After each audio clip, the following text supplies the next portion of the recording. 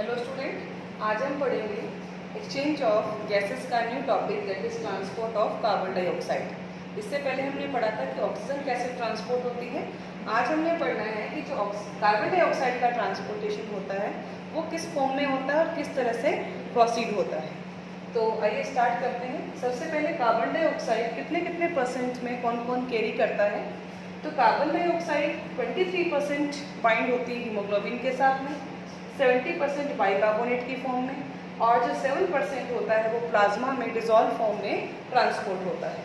तो सबसे पहले यहाँ बात करेंगे हीमोग्लोबिन की कि हीमोग्लोबिन ऑक्सीजन को मैक्सिमम बाइंड कर रहा था, बट यहाँ पर वो कार्बन डाइऑक्साइड को 23% बाइंड करता है और कार्ब अमीनो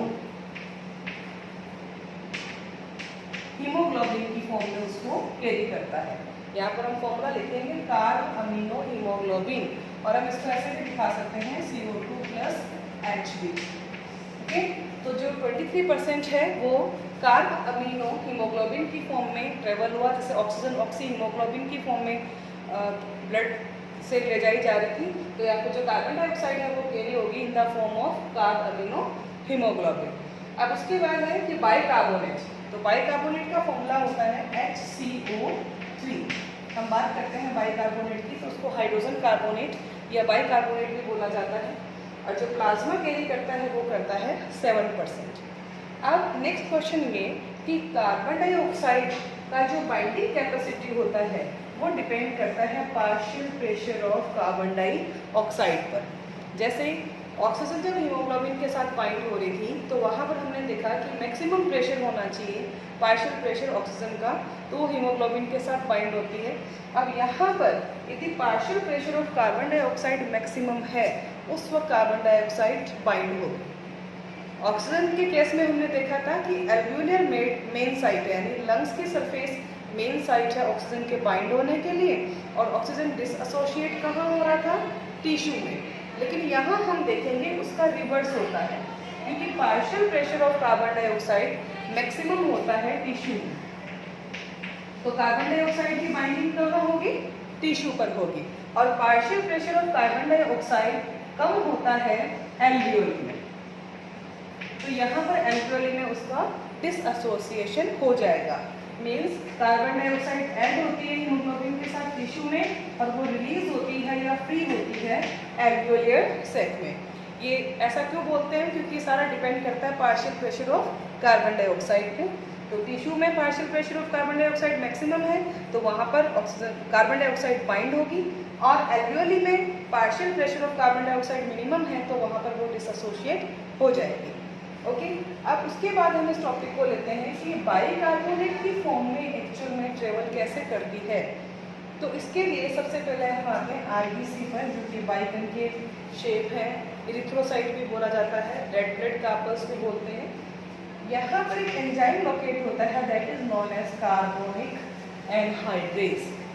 तो ये जो एंजाइम है कार्बोनिक एनहाइड्रेज, इसकी प्रेजेंस में ये प्रोसेस कैरी आउट होता है कि मीन्स जो कार्बन डाइऑक्साइड है वो पहले कार्बोनिक एसिड में, कार्बोनिक एसिड का फॉर्मूला होता है H2CO3, और उसके बाद ये कार्बोनिक एसिड डिसएसोशिएट हो जाता है in the form of bicarbonate and H+ ion. Okay, तो सबसे पहले कार्बोनिक एनहाइड्रेस का रोल, और यहाँ पर ये जो एरो दिखाए हैं ये रिएक्शन रिवर्सिबल है। मीन्स सबसे पहले क्या होगा कि एल्वियोलियर साइड पे CO2 और H2O आपस में कंबाइन होगी, और कार्बोनिक एनहाइड्रेस की प्रेजेंस में वो कंबाइन हुई, और उसके बाद उसने क्या बना लिया? बाइकार्बोनेट।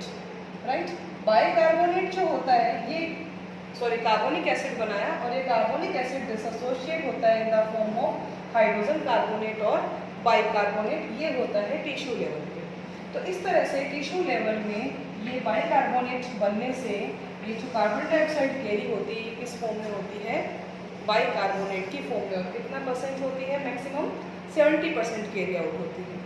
और जैसे ये बाइकार्बोनेट यहाँ पर एल्वियोलियर साइट में वापस इसी एंजाइम की प्रेजेंस में किस में कन्वर्ट हो जाता है? कार्बन डाइऑक्साइड और वाटर में। तो ये प्रोसेस कंटिन्यू चलता रहता है as per carbon dioxide concentration और परसेंटेज। ओके, तो यहाँ पर मेन हमने पढ़ा कि टिश्यू बाइकार्बोनेट की फॉर्म में इसको कैरी करेंगे। अब कि 100 ml आपके पास में CO2 रिच ब्लड है, या हम कहते हैं कि डीऑक्सीजनेटेड ब्लड है। डीऑक्सीजनेटेड ब्लड का मीनिंग तो यही होता है CO2 रिच ब्लड। तो यहाँ पर 100 ml deoxygenated blood 4 ml of carbon dioxide को ट्रांसपोर्ट करता है। तो अप्रॉक्स वैल्यू निकालनी हो हमें तो हम 100 ml के अकॉर्डिंग निकालते हैं कि 100 ml कैरी करवाता है 4 ml ऑफ CO2 को। ओके, तो ये था हमारा about transport of carbon dioxide. अब इसके बाद इसी के साथ हम पढ़ते हैं रेस्पिरेटरी डिजीज़ कि रेस्पिरेटरी डिजीज़ होती है वो कौन कौन सी होती है।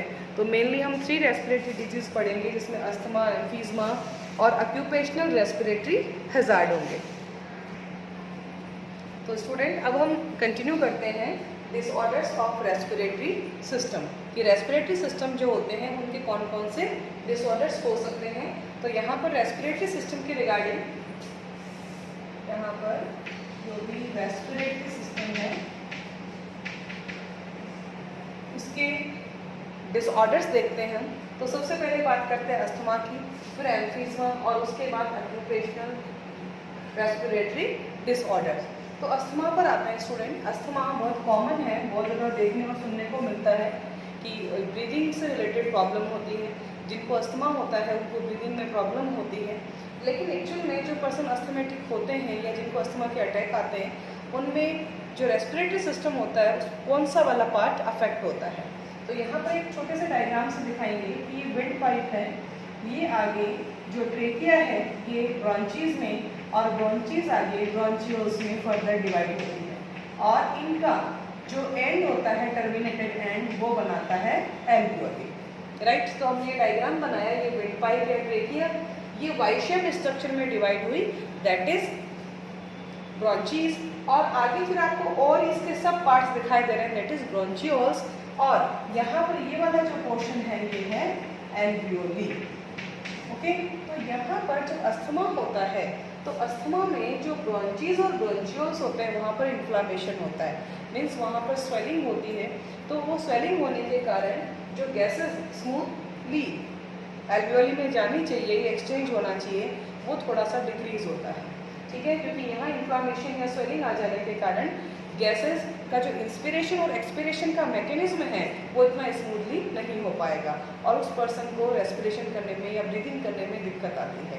और उसके लिए फिर उसको इजी बनाने के लिए उनको मेडिसिन दी जाती है या फिर जो अस्थमेटिक पंप होते हैं वो दिए जाते हैं, वो थोड़ा सा इसका इन्फ्लामेशन कम करके इसकी ब्रीदिंग को स्मूथ बनाते हैं। ओके, तो ये था अबाउट अस्थमा।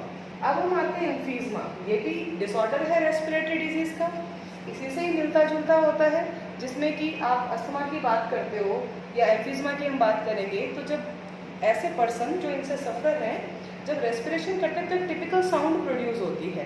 एक उनके सांस लेने का जो प्रोसेसर होता है ब्रीदिंग प्रोसेस, उसमें एक अलग से साउंड आती है।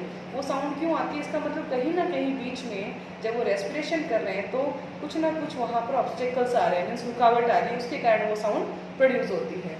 अब हम आते हैं एम्फीज़मा में कि इसमें क्या होता है, तो ये भी रेस्पिरेटरी डिसऑर्डर।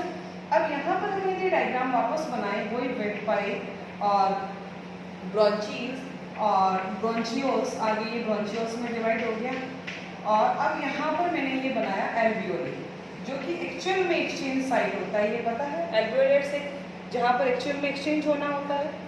एम्फीज़मा से जो पर्सन सफ़र करते हैं उनमें ये एल्वियोली डैमेज हो जाती है, यानी ये वाला पोर्शन डैमेज हो जाता है। और एल्वियोली का मेन रोल क्या होता है, increase surface area for respiration, यानी कि ये सरफेस एरिया को बढ़ाती है, सरफेस एरिया इंक्रीज करती है ताकि गैसेस का एक्सचेंज मैक्सिमम हो। लेकिन जब एल्वियोलर सेक्री डिस्ट्रॉय हो गया, एल्वियोली ही डिस्ट्रॉय हो गई, तो सरफेस एरिया भी रिड्यूस हो जाएगा और जो एक्सचेंज ऑफ गैसेस होनी होती है उतने अमाउंट में नहीं हो पाती है। ठीक है, तो अस्थमा हो रहा था inflammation of bronchi and bronchioles के कारण। एम्फीज़मा होता है ड्यू टू द डिग्रेडेशन या we can say destroy the surface of alveoli, so surface area is decrease and exchange of gases minimize. और ये जो डिजीज़ होती है इसमें वही आपको बताया टिपिकल साउंड प्रोड्यूस होगा जब वो रेस्पिरेशन करेगा, और दूसरा ये कि ज़्यादा होती किनमें, जो स्मोकर होते हैं, चेन स्मोकर होते हैं, जो सिगरेट स्मोकिंग या किसी भी तरह की स्मोकिंग करते हैं, उसमें एम्फीज़मा ज़्यादा देखने को मिलता है। ठीक है, अब उसके बाद हम आते हैं ऑक्यूपेशनल रेस्पिरेटरी हैजार्ड्स या डिसऑर्डर्स। ऑक्यूपेशनल का मतलब होता है वर्क प्लेस, उनका बिजनेस, वो क्या काम करते हैं, उससे रिलेटेड रेस्पिरेटरी डिसऑर्डर्स भी होते हैं। हम जानते हैं जैसे बहुत सारी इंडस्ट्री है, जैसे माइन इंडस्ट्री की बात ले लीजिए आप, यहाँ पर हैजार्ड्स की बात करेंगे तो माइन इंडस्ट्री है, सीमेंट इंडस्ट्री है, इसके अलावा जो कॉटन मिल्स होती है वो इंडस्ट्री है।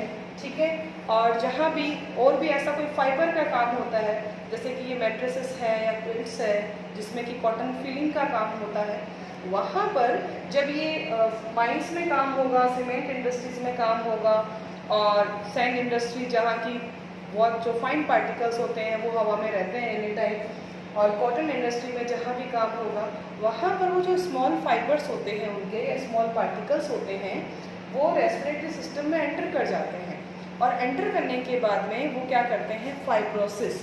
फाइब्रोसिस का मीनिंग क्या होता है, वो कोज करते हैं फाइब्रोसिस। फाइब्रोसिस का मीनिंग होता है कि जो फाइब्रस टिश्यू होता है वो प्रोलिफरेट कर जाता है।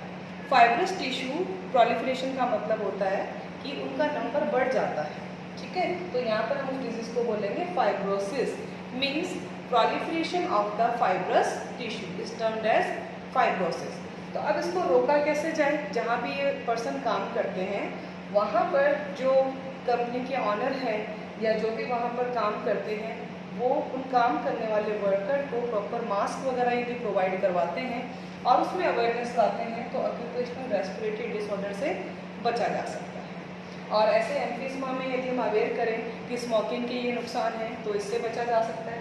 अस्थमा तो अब हो गया, लेकिन उसमें भी आप फिर भी प्रिकॉशन लो कि जिससे अस्थमेटिक अटैक ज़्यादा आ रहा है उनसे दूर रहें तो ये डिजीज़ कुछ हद तक दूर की जा सकती है।